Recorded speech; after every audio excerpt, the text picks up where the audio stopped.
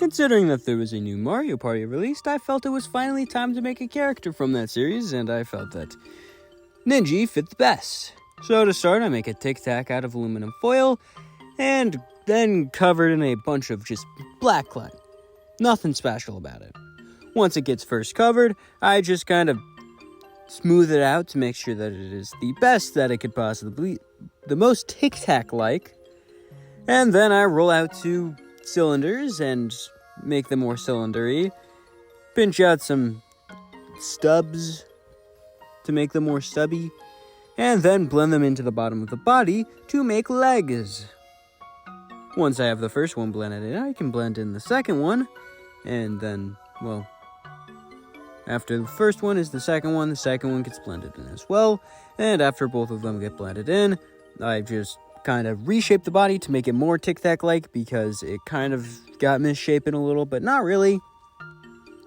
And once I get it all Tic Tac-like once again, I can position the legs to be the proper position, and then add the little thingies on the top of the head. What these are is just more cylinders, except this time rounded off at the top, that are just placed on the top of the head, similar to the legs, and then blended in as well, basically the same way that the legs are. Now, once I have both of these attached to the head, I can also reshape the head in order to make it more like a Tic Tac. Basically, that's just doing that over and over again. And then I can add a gut. This is just because I felt that the Ninji needed a little gut.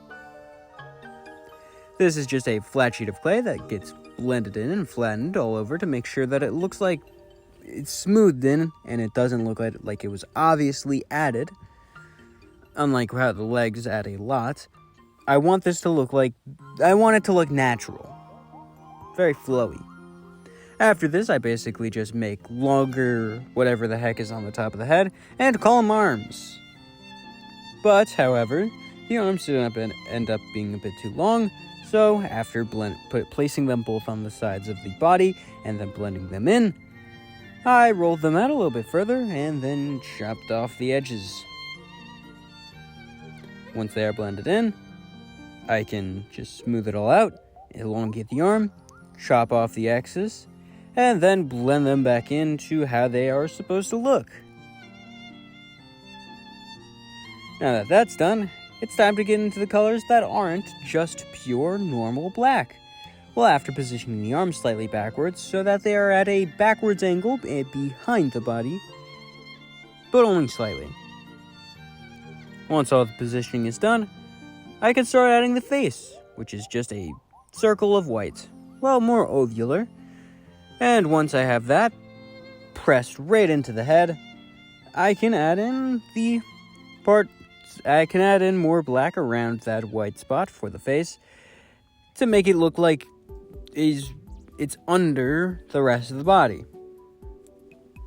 The black gets blended into the rest of the black around it, and then once that's done, it looks a little bit off, so I added more clay around it in order to make the seam a little less obvious. Once this blending in is, commenced and then completed, I can begin to work on one of the final aspects of this. Of course, the eyes. Once all of that blending is done, I can continue to, as I mentioned before, the eyes, which is just 2 black ovals on the white part, and then a white speck right at the top, being the pupil, I guess.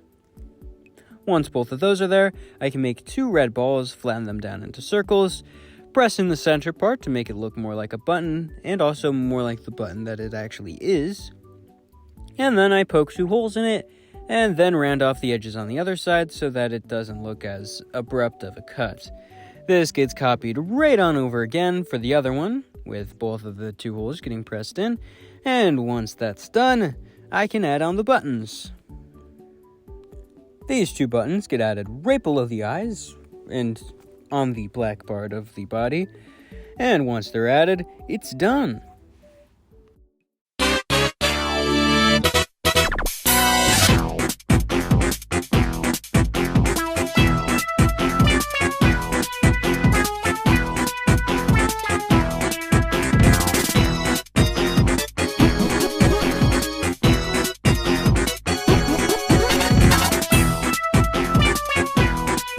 If you enjoyed the video, make sure to give it a like. If you want to see more like it, subscribe. And since it's only November 1st, I can still say to stay spooky, right?